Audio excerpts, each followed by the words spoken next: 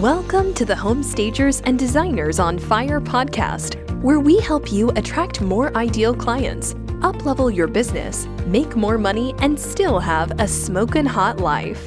Hosted by best-selling author, coach, and speaker Marianne Cherico, this podcast focuses on business and mindset strategies that enable you to create a life and business by design. Now, let's get fired up. Today, I want to talk with you about something that I've seen over and over again with the home stagers that I've been so blessed to have coached. When I look at past notes and try to see a through line of where my coaching clients were before we started working together and what changed after, I definitely see a pattern. And it has to do with the lens of the identity that the home stager defaulted to, whether consciously or subconsciously. Now, a lot of the home stagers that I coach, they're at different levels in their business. Some have big teams, but many of them have been in the business for a couple years. They got certified and they thought that it would be a lot easier to build a business, frankly. Most of them were certified and had a great talent for staging. They tried building a business on their own and they ended up feeling frustrated and stuck. They weren't sure why they weren't gaining traction, and they thought it would be much easier to build a business. Some said, Marianne, I just want to stage houses, not do all of the things that I'm being required to do to build a business. They identified as a home stager, but not as a business owner who stages. Some said, I don't want to have to market and be visible. I hate being visible. I want to crawl into a hole. I just want to stage houses. I don't want to have to reach out to real estate agents, builders, and investors. These stagers didn't identify as someone who put themselves out there in order to win more business. Others said, I'm not sure how to price my services or articulate my value. I keep losing jobs to the competition and I'm not sure why. They found themselves competing on price and they didn't identify with being someone who was paid well for the huge value that they brought. Some thought their obstacle to success was in not being techie. They didn't identify with somebody who mastered the technical aspects of the business. And I'm talking, doing Canva graphics and whatnot, the things that you need to do until you can pay somebody to do it. Many were looking for clarity on what to do first. They were on a hamster wheel chasing a lot of bright, shiny objects like the latest Instagram trend or algorithm, but they weren't gaining traction. Social media is a long-term game and they needed to get money in the door. They didn't identify with being a leader of their business who makes decisions, took intentional action, and evaluated next steps instead of remaining stuck. Some were working full-time jobs and wanted to transition. They needed to know what to focus their time on because time efficiency was so key to them, especially since it was so limited. And they needed to work on things that moved the needle faster. They wanted to make money doing what they loved instead of a soul-sucking job working for someone else.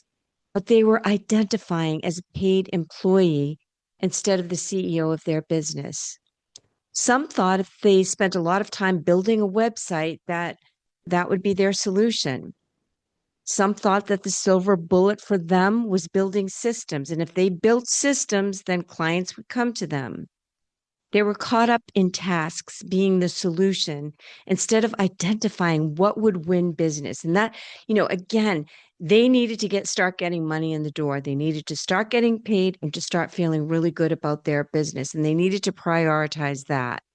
This is not to say that systems and websites and marketing are not important. They absolutely are.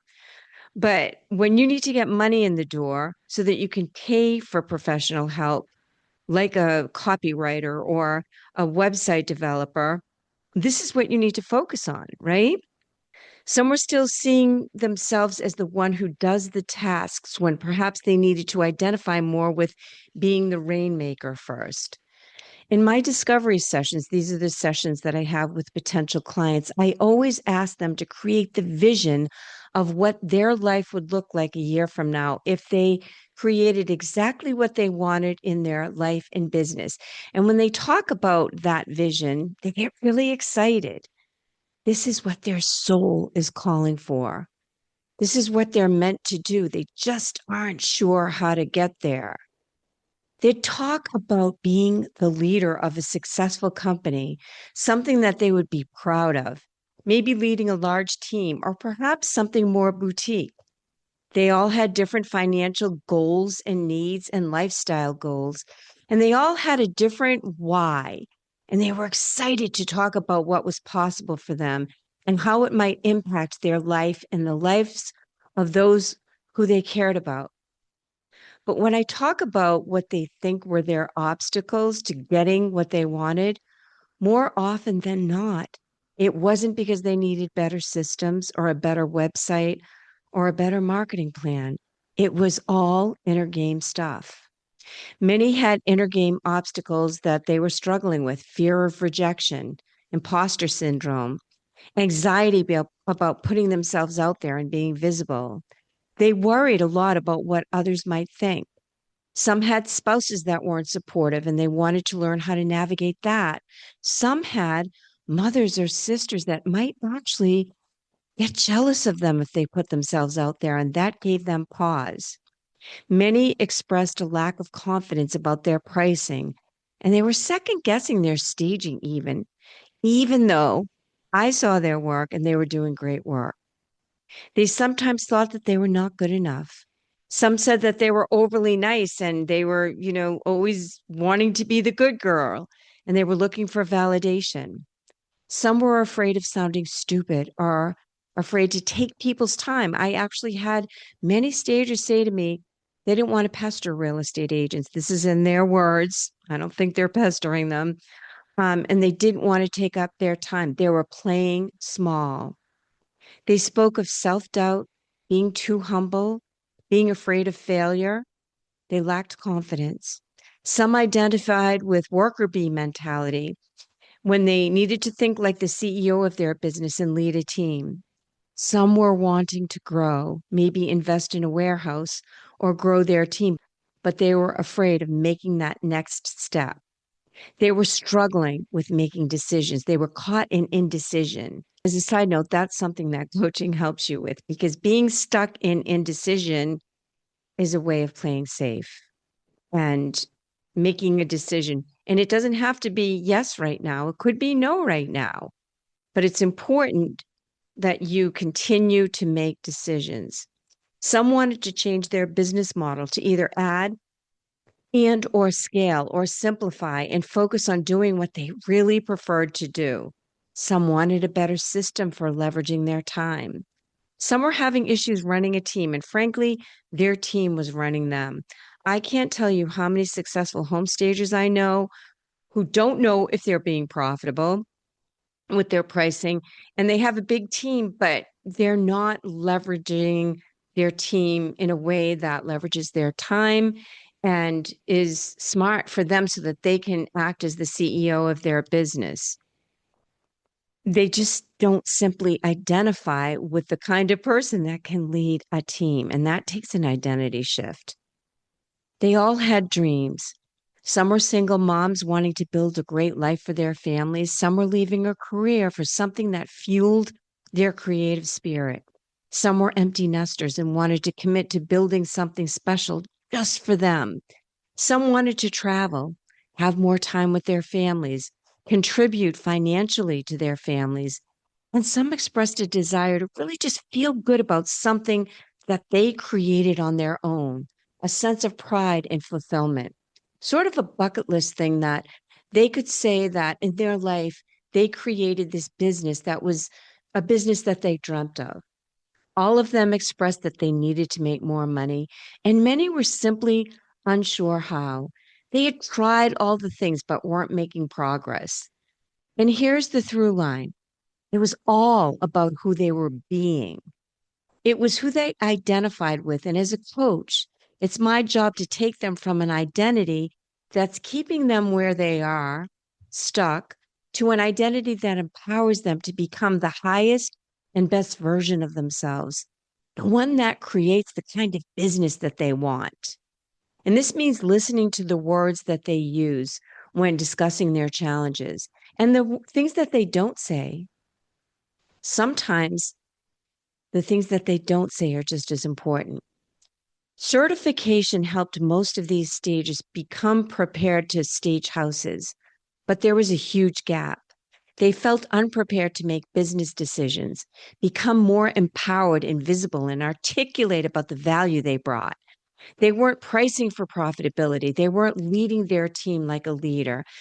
They needed to break their own glass ceilings, many of which were subconsciously holding them back. Certification helped make them a great stager, but it didn't help make them a confident and profitable business owner. And the missing piece was that they needed to believe that they were. The belief was so important. And this is a mindset skill that we work on. Until they could shift that identity from home stager to a confident and profitable home stager who runs a successful business, they were underpricing to win jobs, shying away from visibility or being visible, but their energy didn't exude the confidence needed to win jobs. They were making rejection mean something about them, and that would stop them from moving forward in the direction of their dreams. Instead of plugging away and reaching out and doing what they needed to do in order to generate business. And this is all about identity work and who you need to become in order to be the person who grows a successful business. Without this shifting, many stayed stuck where they were. They let competition define their pricing. They let fear of rejection prevent them from reaching out to potential clients. And they let that inner voice that told them that maybe they weren't as talented as they thought win.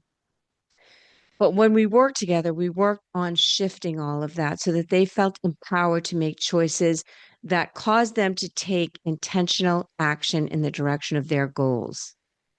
Now, I want to go to the Wayback Machine 2005 when I started my journey, because I didn't learn a lot of this mindset stuff and all of the stuff that I'm talking about from a textbook. I did work with a coach and I learned from her, but a lot of it I learned the hard way by putting myself out there, being rejected, working on my mindset. Back when I got certified, I thought that all I needed was to create a successful business was to be certified, right? And I will tell you, I struggled at the beginning. This is back in 2005 when hardly anyone in my area even knew what staging was. So my challenge was a little bit different than some of you who are competing with a lot of stagers who in an area where staging is the norm. I had to convince real estate agents why they should care about staging because, they were thinking if it ain't broke, don't fix it.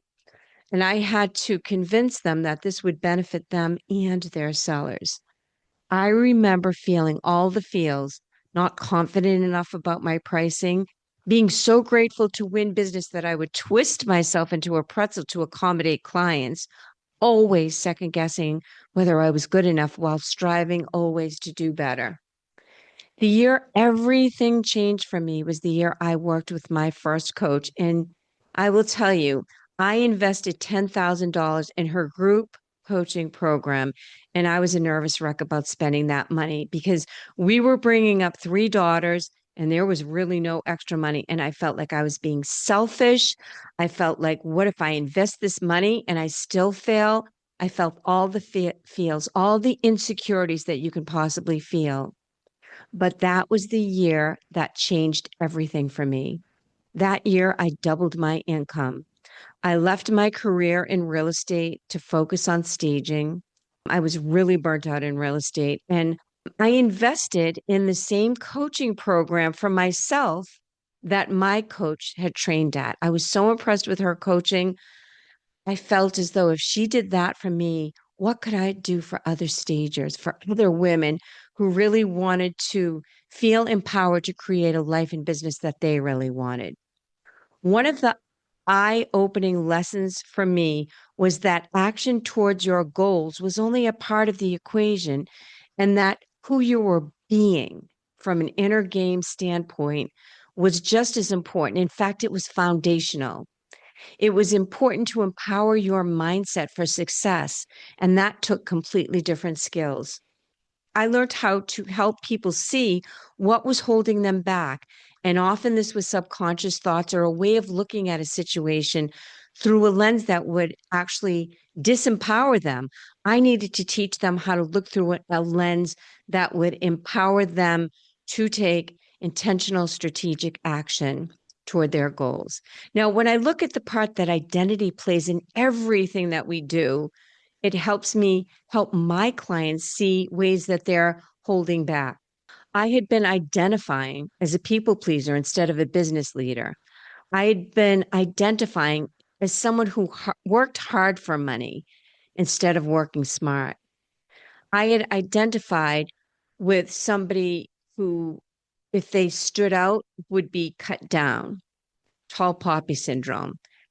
I also dealt with confidence issues and other disempowering mindset issues that I had to work through. That was the work. And here's the thing. Every time I up level in my business, I have to deal with new fears. We all do. They all come up, new fears when we up level. So every time we up level, it doesn't get easier. It does in a way. It does in a way because you learn the skills that you have to use, and those are mindset skills. And that way it does become easier, but you're going to be facing fears every time you up level. And it's up to you to learn how to break those self-imposed glass ceilings. Now, here's a pattern I see over and over again in almost every stager I coach before we start working together. They think like a craftsperson. They talk like a craftsperson. They price like a craftsperson. A craftsperson asks, did I do the work well? Did I stage the home well? A business owner asks, did the work make sense as a business decision? This is two different ways of looking at things, and it's through two different lenses. And as a home stager that owns a business, you have to be able to look through two different lenses. And these are completely different questions, and you have to ask yourself those types of questions. Most certified stagers only ever ask the first question. Did I do great work? Now, you could have an incredible eye. You can be genuinely gifted at transforming a space and still be running a business that's quietly bleeding you dry because nobody taught you that the identity of a stager and the identity of a business owner are not the same job. And it's up to you to wear both hats. Certification teaches you the craft of staging. It was never going to teach you this part. That's not a criticism of certification programs. I believe in the certification programs. They have their purpose, but they're not trained to teach you how to have an empowered business mindset. They're not trained to teach you a lot of things that you need to know as a business owner, but they do a great job at what they do teach you. So what is it actually like when a home stager makes an identity shift from a stager to a business owner? Let me paint the before and after because I think it's more useful in the contrast. Before the shift that my clients make, they may say, I do home staging. It's an activity. It's not a business.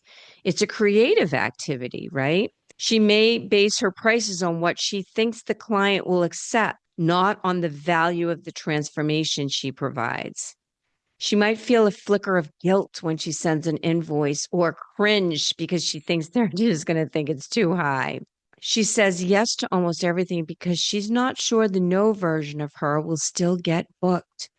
She has a huge fear of not getting the business. And success to her is a client complimenting the room.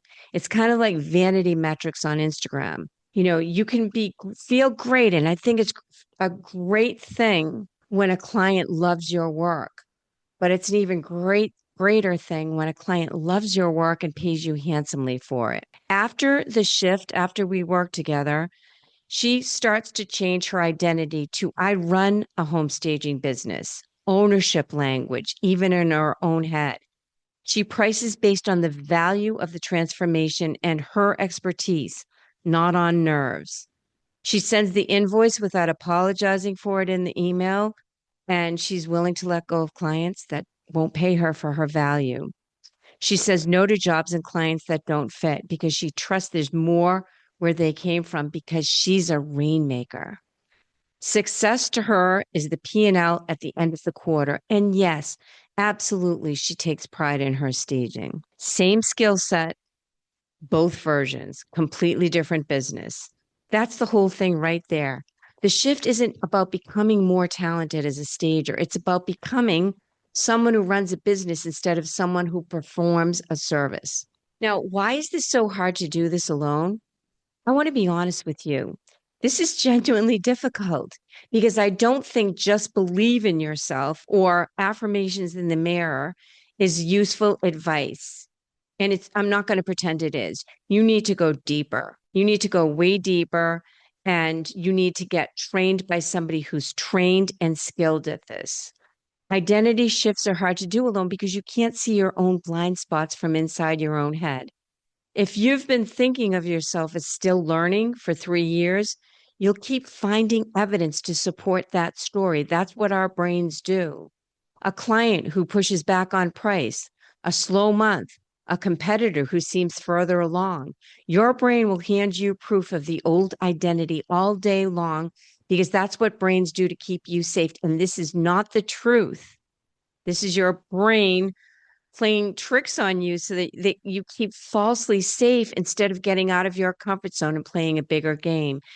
Your brain is meant to protect you, and they'll protect a story that's already familiar, even when the story is costing you money. That's exactly why the shift almost always happens faster with structure, reflection, honesty, a trained coach, someone in your corner who can call it when they see it, not because you're incapable, because it's hard to edit a manuscript you're standing inside of. Now, let's talk about the 5 things that actually move the needle. I've been talking about my upcoming program, The Confident and Profitable Home Stager, and the 5 pillars of this program. When I work with stagers, 5 things tend to make an impact on their business, not in a straight line. More likely, they reinforce one another. Number 1, confidence. Not fake it till you make it confidence, but the quieter kind that comes from knowing your worth and being able to walk away from clients who won't pay. The confidence it takes to become a leader in your business, to lead a team, to act like the CEO instead of the worker bee, to delegate. The confidence to set clear goals and healthy boundaries. The confidence it takes to be a rainmaker, to be visible and get in front of ideal clients, and the confidence to know that you're resourceful and have everything it takes to figure things out when business isn't going the way you'd like, and getting in there and taking action. Number 2, clarity on what types of jobs you do, what you want to be known for, what you charge. Clarity is about who you are as a business, what your sweet spot is, what your unique selling proposition is, and how you stand out in the market. Clarity around who your ideal clients are helps you to market more strategically. You also want to know how to articulate your value to them in a way that gets their attention and resonates with them. You want to have crystal clear clarity about your goals, the ones that really support your best life, and an unwavering action plan to achieve those goals. Number 3, consistency about moving towards your goals every single day instead of chasing after shiny objects that are going to keep you busy but not productive. I mean, so many stagers that come to me, they want to build all these systems, and that's great. You need systems. I'm not saying you don't need systems, but they need to get money in the door. And you need to focus on that. And there's ways that I can help you do that, but you can't put your focus on everything. Consistency with commitment to keep the promises that you made to yourself is so important. Showing up whether you feel like it or not, because your dream deserves that. That's what creates momentum, and that's what builds businesses. And profitability. I mean, in my program, I'm going to talk about every which way that you can look at profitability, but mindset plays a huge part in this. And of course, knowing your numbers. It's just math, right? You need to know your actual numbers for your particular business model. and whether you're being profitable. And you need to have the mindset to feel empowered to charge what you're worth. Fulfillment, number 5, because I want you to be excited every day to build a business that supports your best life and is so incredibly fulfilling, because you deserve that. As far as I know, this is your only life. I'm 69 years old. I know how fast life goes. And whatever age you're at, start now to do what's really important to you in your life and business. Build a business that supports your best life. That is what I want to do for every single one of you. Honestly, that's the reason I went into coaching. Now, what do I want you to do with all this information? If you take one thing from this episode, let it be this question. And I want you to write this down, pause the episode if you want. And I actually want you to sit with this, not just nod along. Ask yourself this: am I still operating like someone who's proving she belongs in this industry, hustling for my worthiness? Or am I operating like someone who's leading a profitable business with confidence? The latter one is the one you want to become while creating your business. Be completely honest with yourself. Most of us are further into proving mode than would like to admit, even years into the business. I see it with stagers who still aren't getting paid what they're worth, even a few years in. And there is absolutely no shame in this. But there's a real cost to staying in proving mode. It shows up in your prices, your boundaries, your bank account, and your self-esteem. Now, in the last few episodes, I've been telling you about the Confident and Profitable Home Stager, which I will be launching soon. And the people on the waiting list are going to get first dibs. So if you're interested, join the waiting list. The link will be in the show notes. This is identity and business work that certification was never designed to give you. This is not another course in staging technique. This is a program that we really work on you being more profitable and more confident as a more confident business leader in your business. If you're interested, join the waitlist. There's a link in the show notes on my website, www.coachingbyMarianne.com, and Marianne is Marianne. In the show notes for this podcast episode, you'll find a link. If you join the waitlist, you'll be the first to know. First come, first serve. You'll also get other little tidbits and perks. I'm really excited about this program. There's a dire need for this. I will be doing it as a beta program, and the first 10, there's only going to be 10 people accepted, will get special pricing that will never happen again. If this podcast episode hits something for you, I would love for you to come tell me about it on Instagram at Homestager Coach Marianne, or come find me on the socials. I'm on Facebook, I'm on LinkedIn, and let me know which part of the before and after list hit closest home for you. I can't thank you enough for being here. Your following has got me to be the #1 podcast on Million Podcasts and other ones. FeedSpot last year picked me as #1. It's because of you, the listeners. And I do this because of you. From the bottom of my heart, I appreciate you. If you think any of your staging colleagues would benefit from this episode or other episodes, please share it with them. That's how I get the word out. And the more stagers that are being paid what they're worth, the more we all benefit, right? A rising tide lifts all boats. I want people to have a lot of respect for stagers, but it starts with us. It starts with us being leaders and authorities in the staging world and owning our value. And I'm going to keep bringing you content that resonates with that, but it's not the same as actually being coached. You kind of are going to learn, you're going to know what you don't know, but being coached is completely different. Thank you so much for being here. This episode of the Home Stagers and Designers on Fire podcast has ended. Be sure to subscribe for more strategies on how to attract your ideal clients, up-level your business, make more money, and still have a smokin' hot life. And don't forget to review this show so that we can continue to bring you top-notch content. See you on the next episode.